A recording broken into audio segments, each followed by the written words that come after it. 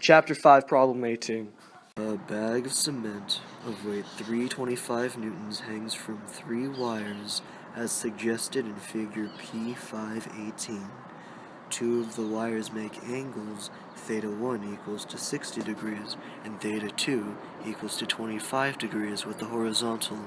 If the system is in equilibrium, find the tensions T1, T2, and T3 in the wires.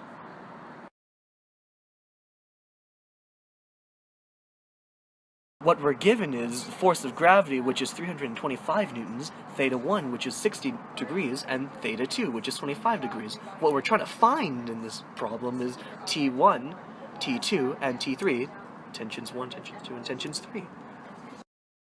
We know that T3 equals F of G because all the weight is going through the wire in which T3 is associated with. T3, which is 325 newtons, is the force of gravity.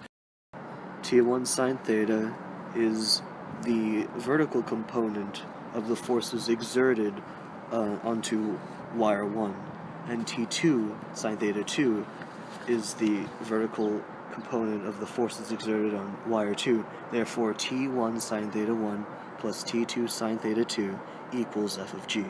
T1 cosine theta and T2 cosine theta 2 are horizontal components of the force exerted on both wires.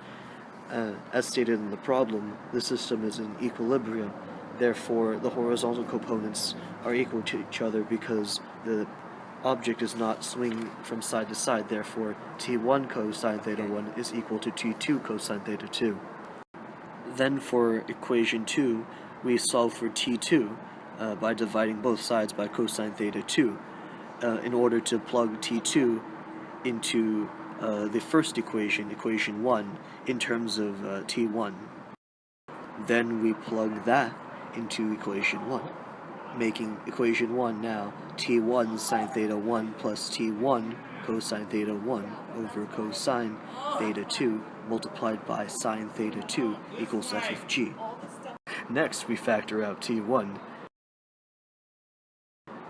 Then we multiply by cosine theta 2 in order to cancel out the cosine theta 2 in the denominator of cosine theta 1 sine theta 2 over cosine theta 2.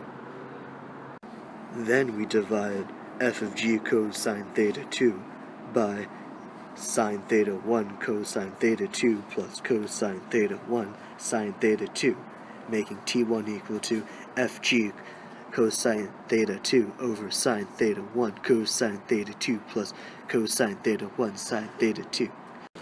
Because we assume that you learned your trig identities, sine theta 1 multiplied by cosine theta 2 plus cosine theta 1 multiplied by sine theta 2 equals to sine quantity of theta 1 plus theta 2.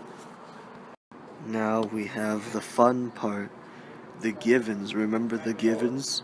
Theta 1 equals to 60 degrees and theta 2 equals to 25 degrees.